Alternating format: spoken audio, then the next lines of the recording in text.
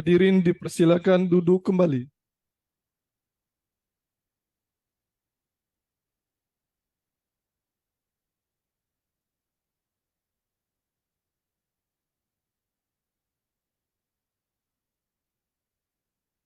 Bapak Ibu sekalian, baik yang hadir secara fisik maupun yang mengikuti persidangan ini secara online, selamat pagi. Assalamualaikum warahmatullahi wabarakatuh. Selamat pagi, salam sejahtera untuk kita semua. Bapak Ibu sekalian, hari ini Jumat 21 Juli tahun 2023, agenda sidang pemeriksaan dugaan pelanggaran kode etik penyelenggara pemilu oleh Dewan Kehormatan Penyelenggara Pemilu dengan nomor perkara 88 garis datar PKE garis datar DKPP garis miring 5 garis miring 2023 teradu Ketua KPU Kabupaten Bandung. Dengan ini saya nyatakan dibuka dan terbuka untuk umum.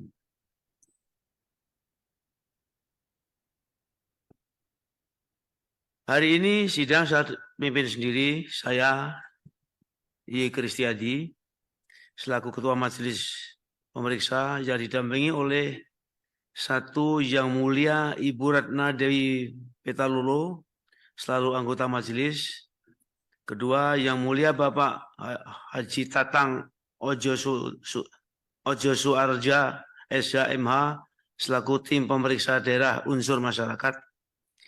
Tiga, Yang Mulia Ibu Nina Yuningsih, SAG, SPD, MM, selaku tim pemeriksa daerah unsur KPU. Ya, kita cuma ada 2 dari tim daerah. Selanjutnya, karena ini hari pendek, saya ingin persilahkan kepada para pihak untuk memperkenalkan diri. Dimulai dari saudara pengadu. Silakan pengadu memperkenalkan diri.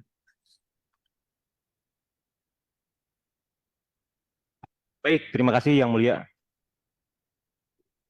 Perkenalkan, pengadu Cecep Supriyatna. Mungkin seperti itu, Mulia. Sudah itu saja. Cukup ya. Kemudian saya persilahkan, apakah pengadu membawa saksi? Membawa saksi, Mulia. Ada saksi ya? Ada. Ah, silakan perkenalkan saksinya. Assalamualaikum warahmatullahi wabarakatuh. Waalaikumsalam.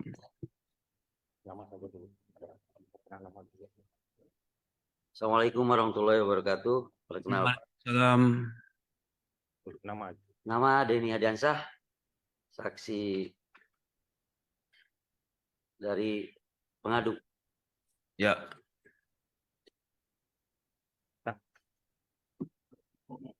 Assalamualaikum warahmatullahi wabarakatuh.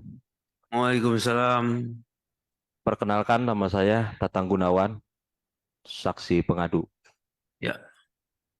Terima kasih. Assalamualaikum warahmatullahi wabarakatuh. Waalaikumsalam. Nama saya Rahmat Kusairi dari pengadu. Ya. Terima kasih ya. Ada pihak terkait dari pengadu?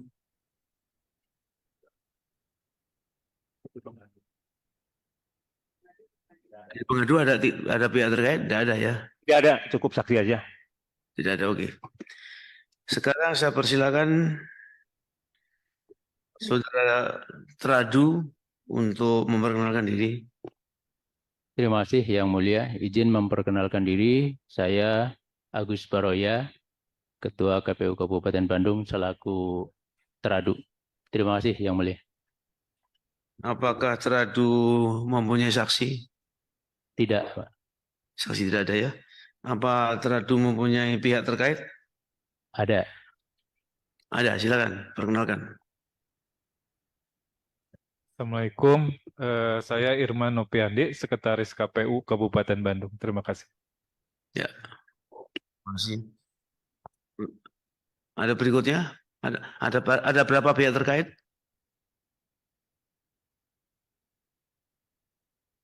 Silakan. Bismillahirrahmanirrahim. Terima kasih Yang Mulia. Perkenalkan, nama saya Kahviana, Ketua Bawaslu Kabupaten Bandung, beserta PIC Pengawasan Penataan Dapil, anggota Bawaslu Kabupaten Bandung, Bapak Ari Haryanto. Terima kasih. Assalamualaikum warahmatullahi wabarakatuh. Ya, masih ada yang lain?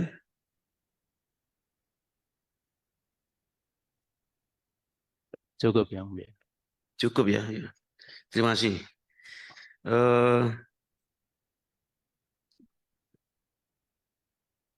Jadi kepada pengadu dan teradu apakah ada bukti yang akan ditambahkan? Ya, saya perlu menjelaskan bahwa dalam kesempatan ini untuk memberikan kepastian hukum dalam proses sidang pemeriksaan, maka majelis akan menilai bukti-bukti yang saudara hadirkan dalam persidangan pemeriksaan ini.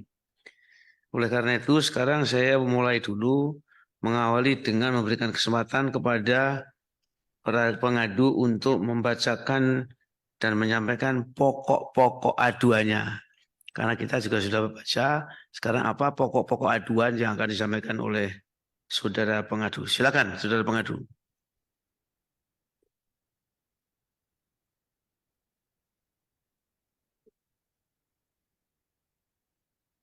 Baik, Yang Mulia, izin saya untuk menyampaikan kronologi singkat kejadian. Silakan. Pada bulan September, pengadu mendengarkan bahwa KPU Kabupaten Bandung akan melakukan penataan dapil dengan jumlah dapil yang tetap sama, tetapi ada perubahan pada alokasi kursi.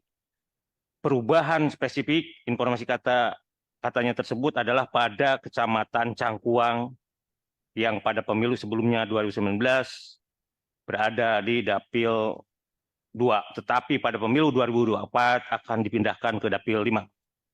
Bahwa pengadu melihat acara pemindahan dapil dan atau otak-atik dapil yang selama ini dilakukan oleh KPU Kabupaten Bandung adalah didasarkan pada komenson dan asumsi-asumsi saja, tidak didasarkan pada adanya satu kajian yang mendalam tentang kespesifikasian dan perbedaan antara wilayah di Kabupaten Bandung yang menjadi dasar otak-atik dapil itu sendiri. Bahwa pada bulan September 2022 tersebut belumlah masuk pada tahapan penataan dapil, karenanya pengadu melihat bahwa persoalan ini perlu direspon cepat tanggap sebelum masuk ke tahapan penataan dapil tersebut, sehingga diharapkan Ketua KPU Kabupaten Bandung sudah masuk pada tahapan tersebut, maka produk yang dihasilkan akan lebih cerdas berbasis pada hasil kajian yang mendalam, bukan hanya hasil dari komenson dan atau utak-atik ilmu cocokologi tersebut. Karena pada tanggal 15 September, pengadu menyampaikan secara langsung surat ke KPU Kabupaten Bandung perihal usulan pengkajian komprehensif tentang penataan dapil pemilihan di Kabupaten Bandung dalam pelaksanaan pemilihan legislatif tahun 2024. File tanda terima surat terlampir. Pada saat penyampaian surat tersebut, pengadu sekaligus diterima oleh teradu Ketua KPU Kabupaten Bandung. Pengadu sekaligus menyampaikan secara lisan penjelasan terkait material surat tersebut. Substansi dari surat dan penjelasan lisan dari pengadu adalah bahwa meminta kepada KPU Kabupaten Bandung untuk lebih cerdas dan melakukan penataan dapil. Wujud kecerdasan tersebut adalah dengan melakukan kajian yang lebih mendalam terlebih dahulu sebelum melakukan utak-atik cocokologi dapil. Pengadu juga menyampaikan keberatan pengadu terkait informasi katanya tentang pemindahan Kecamatan Cangkuang tersebut karena hal tersebut bukanlah hal yang substantif. Bahwa hingga hari ini tidak ada balasan dan jawaban dari KPU Kabupaten Bandung terkait surat pengadu tersebut tertanggal 15 September 2022. Karena tidak ada respon dari KPU Kabupaten Bandung, maka pada tanggal 21 September 2022 pengadu mengirim surat kepada KPU RI perihal usulan perubahan keputusan KPU RI tentang penataan daerah pemilihan di Kabupaten Bandung dalam pelaksanaan pemilihan legislatif tahun 2024. File surat terlampir bahwa hingga hari ini juga tidak ada balasan dan jawaban dari KPU RI tersebut. Tanggal 23 November 2022, pengadu membaca pengumuman KPU Kabupaten Bandung nomor 32-PL-03-03.1 strip PU-3204-2022 tentang rancangan penataan dapil dan alokasi kursi anggota Dewan Perwakilan Rakyat Kabupaten Bandung dalam pemilihan umum tahun 2024. Bahwa pengumuman KPU Kabupaten Bandung nomor tersebut, pengadu melihat bahwa KPU Kabupaten Bandung tetap melaksanakan ilmu utak-atik cocologinya, dan pengadu menyimpulkan bahwa apa yang sudah pengadu sampaikan pada tanggal 15 September tersebut tidak direspon oleh KPU Kabupaten Bandung. Sekaligus itu membuktikan bahwa KPU Kabupaten Bandung telah nyaman menggunakan Kamenson indra keenam utak-atik berdasarkan ilmu sosiologi daripada menggunakan ilmu pengetahuan berdasarkan kajian yang mendalam tentang kewilayahan Kabupaten Bandung itu sendiri dalam model sinkronisasi dengan PKPU. Pada tanggal 5 Desember 2022, pengadu menyampaikan surat tanggapan masyarakat terhadap rancangan penataan dapil alokasi kursi anggota Dewan Perwakilan Rakyat Kabupaten Bandung dalam pemilihan umum 2024. Surat terlampir. Substansi pengadu tetap meminta KPU Kabupaten Bandung untuk lebih cerdas dan tidak menerapkan ilmu sosiologi, bahwa pengadu menerima bukanlah penerima gaji dari APBDN, tetapi karena berdasarkan pengadu bahwa sepertinya KPU Kabupaten Bandung sudah terlanjur berkarat menjalankan ritual common sense sebagai penganut aliran sosiologi, maka dengan penuh kesadaran secara mandiri, pengadu menyusun kajian sendiri secara mandiri terkait dapil di Kabupaten Bandung. Menurut pengadu akan lebih sinkron dengan PKPU daripada produk para penganut aliran psikologi. Kajian mandiri terlampir sebagai bukti L5 dan L6. Sebenarnya pada saat pengadu jungkir balik putar balik otak melakukan kajian tersebut, pengadu sebal kesal setengah mati kepada KPU Kabupaten Bandung. Seharusnya mereka yang melakukan itu, bukan pengadu. Mereka yang makan APBD, APBN. Sementara pengadu tidak, tetapi tetap saja otak pengadu jungkar-jungkir. Sementara mereka malah ongkang kaki menikmati APBN, APBD. Ironis. Dan rencananya kajian pengadu tersebut akan pengadu sampaikan secara langsung pada saat tahapan uji publik penataan dapil. Bahwa timing pelaksanaan uji publik tidak pengadu ketahui secara pasti karena memang belum ada pengumuman KPU Kabupaten Bandung tentang waktu pelaksanaannya. Dan pengadu sendiri masih merasa lebay bahwa KPU Kabupaten Bandung pasti akan mengundang pengadu dalam uji publik tersebut sebagai unsur pemangku kepentingan.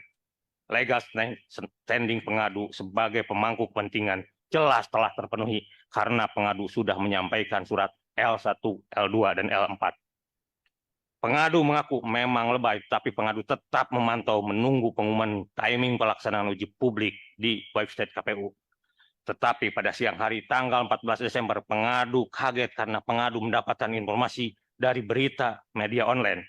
Visi News rilis Selasa tanggal 3 Desember 2022 bahwa besok tanggal 14 Desember KPU Kabupaten Bandung akan melaksanakan tahap uji publik tentang rancangan dapil dan alokasi kursi DPRD Kabupaten Bandung. Screenshot media terlampir. Karenanya saat itu juga tanggal 14 Desember jam 14.08 pengadu via chat WA menghubungi teradu kepada Ketua KPU Kabupaten Bandung untuk melakukan klarifikasi tentang berita di media news tersebut terkait timing uji publik yang dilaksanakan hari itu. Sekaligus pengadu bertanya kenapa pengadu tidak diberitahukan, diikutsertakan, dan diundang dalam uji publik tersebut. Karena menurut pengadu, legal standing pengadu sudah memenuhi kriteria untuk dapat disebut pemangku kepentingan. Pada uji publik tersebut, melalui chat WA, jawaban teradu 1. Uji publik telah selesai dilaksanakan tadi pagi jam 9. 2. Basa-basi mempersilahkan pengadu kalau mau datang ngopi-ngopi ke kantor KPU, screenshot bukti chat WA pengadu teradu terlampir sebagai bukti L7. Pengadu jelas sok.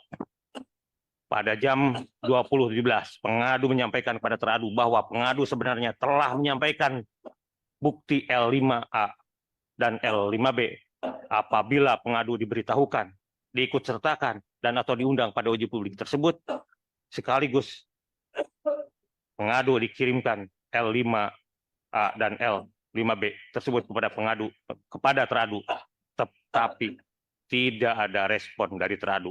Screenshot chat WA pengadu terlampir sebagai L7. Bahwa pada sore hari tanggal 15 Desember pengadu lebih kaget lagi 7 keliling karena pada sore hari itu pengadu menerima telepon via chat WA dari saudara Acil dari Partai PAN yang menyampaikan, satu, menanyakan kepada pengadu kenapa pengadu tadi pagi tidak hadir di Hotel Sultan Raja Soreang pada saat KPU Kabupaten Bandung melaksanakan acara uji publik tentang rancangan penataan dapil.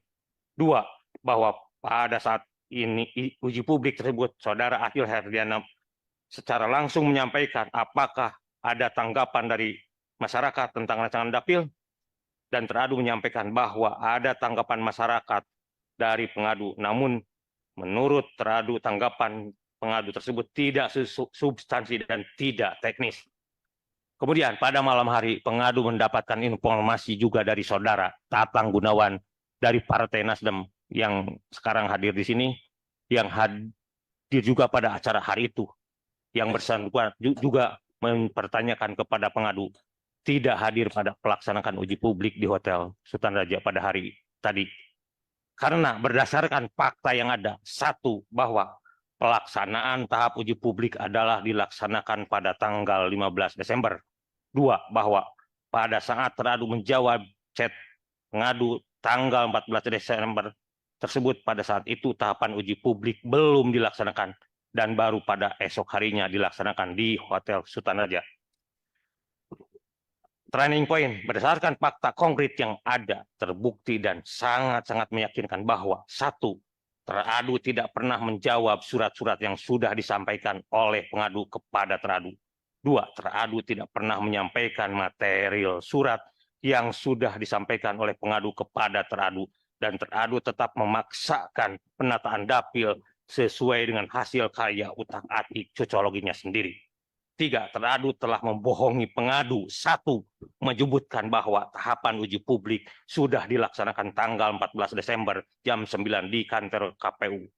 Dua, tidak menyampaikan kepada pengadu bahwa tahapan uji publik barulah akan dilaksanakan esok hari tanggal 15 Desember 2022 di Hotel Sultan Raja. Bahwa teradu di hadapan publik kelas. Satu, teradu main kucing-kucingan. Teradu memberikan penilaian atas material surat-surat yang sudah disampaikan oleh pengadu kepada teradu, justru tanpa kehadiran pengadu itu sendiri. Dua, teradu ceriwis, lancang, rempong, rumpi, tapi teradu menyampaikan pendapatnya tentang teradu, padahal teradu belum pernah menyampaikan secara langsung pendapatnya kepada teradu, kepada pengadu baik secara lisan maupun dalam bentuk tertulis. Jawaban surat-surat yang sudah disampaikan oleh pengadu kepada teradu. Tiga, bahwa substansi dan teknis atau tidaknya material yang disampaikan oleh pengadu kepada teradu belum ada penilaian soal itu, karena teradu tidak menyampaikan kepada publik tentang material dari pengadu. Empat, bahwa teradu menyembunyikan fakta kepada publik tentang bahan presentasi pengadu jika hadir pada saat uji publik pada hari itu. Fakta yang jelas-jelas secara langsung akan membantah pernyataan teradu bahwa pendapat pengadu tidak substansi dan tidak teknis. Bahwa perbuatan teradu membohongi pengadu secara jelas, terbukti dan sangat-sangat meyakinkan adalah perbuatan tidak jujur. Bahwa perbuatan teradu yang ceriwis, ngerempong di hadapan publik tanpa hadir pengadu secara jelas, terbukti dan sangat-sangat meyakinkan adalah perbuatan sepihak yang tidak adil, tidak memberikan kesempatan kepada pengadu untuk membela diri. Lanjut yang mulia, kesimpulan. Bahwa perbuatan teradu telah sangat-sangat jelas dan meyakinkan telah memenuhi kriteria perbuatan yang tidak jujur, tidak dan tidak adil sebagai yang dimaksud pada semua regulasi terkait pemilu dan spesifik telah melanggar kode etik sebagaimana yang dimaksud pada Per DKPP nomor 2 tahun 2017. Dampak terhadap pengadu secara langsung bahwa tahapan penataan dapil adalah dimulai dari proses yang ada di KPUD yang kemudian ditetapkan oleh KPU RI. Bahwa tahapan penataan dapil dimulai dari proses yang ada di KPU yang kemudian ditetapkan oleh KPU RI, bahwa dalam dunia manajemen apapun dikenal dengan kiro-kiro. Bahwa teradu sudah paham dan mengetahui bahwa pengadu berbeda pendapat dalam penerapan pendekatan norma dan teknis terkait penataan dapil di Kabupaten Bandung, bahwa teradu sudah paham dan mengetahui bahwa pengadu tidak sependapat atau menolak dengan tegas terkait hasil penataan dapil made in teradu, bahwa saat ini KPU sudah menetapkan peraturan Komisi Pemilihan Umum nomor 6 tahun 2023 tentang daerah pemilihan dan alokasi kursi anggota Dewan Perwakilan Rakyat, Dewan Perwakilan Rakyat Provinsi, dan Dewan Perwakilan Rakyat Daerah Kabupaten Kota dalam pemilihan umum tahun 2024, PKPU nomor 6 tahun 2023. Dan dapil pemilihan DPRD Kabupaten Bandung telah ditetapkan sebagian dalam PKPU nomor 6 tahun 2023 tersebut. Karena sudah ditetapkan dengan PKPU nomor 6 tahun 2023, maka secara langsung jika pengadu tidak sepakat terhadap dapil tersebut, maka pengadu harus masuk pada ruang judicial review terhadap PKPU nomor 6 2023 di Mahkamah Agung.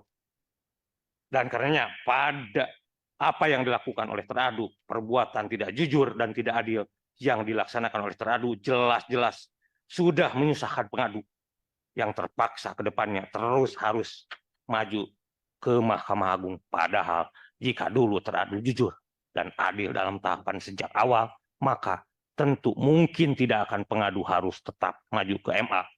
Arogansi dari teradulah yang sebenarnya yang menyebabkan warga negara tetap harus membela dan mempertahankan hak-hak konstitusionalnya, bahwa tahapan penataan dapil adalah termasuk tahapan awal pemilu, dan mengingat kiro-riro, nonsen input data, produsen nonsen output, karenanya terkait urgensi penataan dapil tersebut tentu akan mempengaruhi hasil dari pemilu. Karenanya tentu tidak menutup kemungkinan pada judicial review bahwa pengadu akan mengajukan posita dan petitum terkait pengunduran pemilu agar penataan dapil dapat benar-benar sesuai dengan ketentuan peraturan perundang-undangan di atas PKPU tersebut.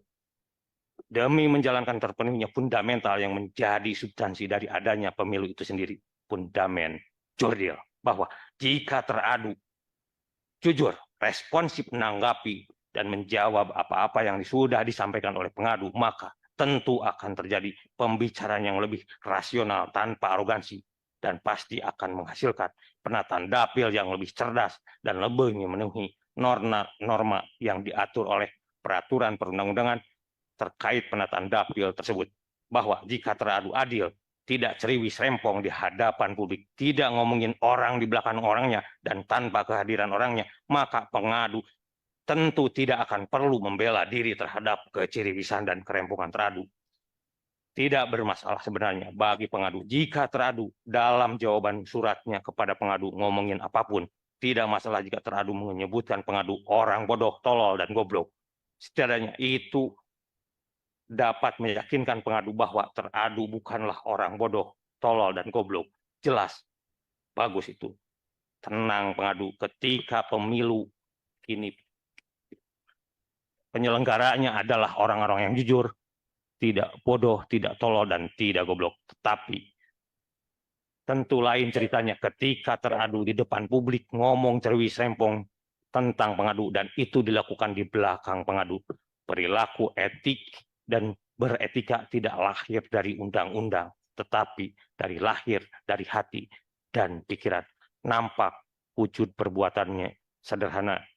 1. Apakah dapat dibenarkan dan disebut perbuatan yang jujur ketika teradu terbukti dan sangat-sangat meyakinkan telah membohongi pengadu?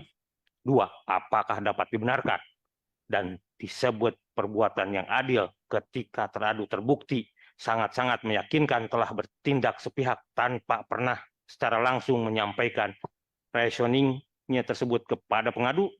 3. Apakah dapat dibenarkan dan disebut perbuatan yang adil ketika teradu terbukti dan sangat-sangat meyakinkan telah rempong rumpi di depan publik tanpa memberikan kesempatan untuk pengadu membela diri?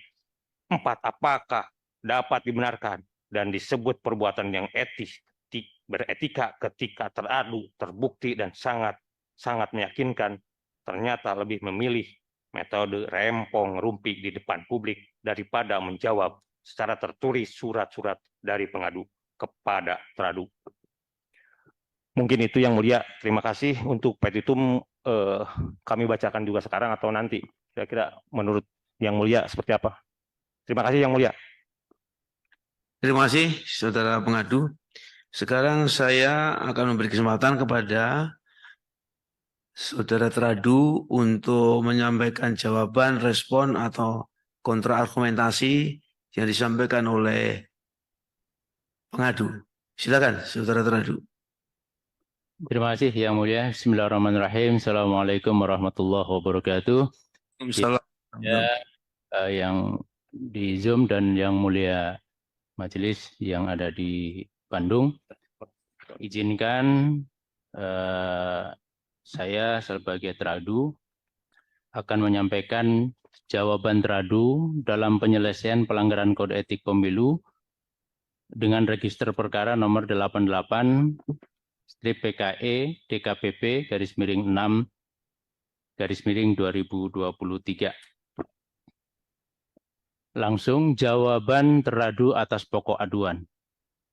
A. Terhadap pernyataan pengadu pada poin B1 yang pada intinya menyatakan bahwa di Kabupaten Bandung untuk pemilu tahun 2024 ada wacana komposisi daerah pemilihan atau dapil tetap, tetapi alokasi kursinya berubah karena Kecamatan Cangkuang yang pada pemilu tahun 2019 berada di dapil 2 akan dipindah ke dapil 5. Terkait hal tersebut, teradu perlu meluruskan bahwa wacana yang berkembang saat itu adalah 1. Jumlah dapil tetap dengan alokasi kursi yang berubah, di mana perubahan jumlah kursi tersebut disebabkan oleh karena jumlah data agregat kependudukan per kecamatan dalam kurung DAK2 yang berubah. Perubahan alokasi kursi bukan semata-mata disebabkan oleh perpindahan kecamatan, tetapi karena secara demografis jumlah penduduk tiap kecamatan berubah, maka alokasi jumlah kursi tiap dapil berubah. Contoh, dengan jumlah dapil dan komposisi kecamatan yang sama, dengan pemilu tahun 2019, dapil Bandung 6 berkurang 1 kursi, sedangkan dapil 3 bertambah 1 kursi dengan menggunakan DAK2 periode Juni 2022. Yang kedua, jumlah dapil tetap, tetapi kecamatan Cangkuang berpindah dari dapil 7 ke dapil 1. Bukan seperti yang disampaikan oleh pengadu, dapil 2 pindah ke dapil 5. B. Terhadap pernyataan pengadu pada poin B.2, B.3, B.12, B.14, B.15, dan C.1.2, yang pada intinya menyatakan bahwa cara pemindahan dapil dan atau utak-utik dapil yang selama ini dilakukan oleh KPU Kabupaten Bandung adalah didasar pada common sense dan asumsi-asumsi saja, serta berdasarkan ilmu cocokologi. Menurut teradu, penilaian tersebut sangat keliru. Teradu juga perlu mengoreksi pengadu terkait frasa cara pemindahan. Yang benar adalah penataan dapil. Perlu teradu sampaikan bahwa KPU Kabupaten Bandung dalam melakukan penataan dapil berpedoman pada regulasi yang berlaku. Maaf Yang Mulia, saya anggap dibacakan. Berdasarkan ketentuan Pasal 185 Undang-Undang 7 tahun 2017, Jo Pasal 2, Peraturan KPU nomor 6 tahun 2022, KPU Kabupaten Bandung dalam penataan dapil mempedomani 7 prinsip penataan dapil. Mohon izin saya anggap dibacakan.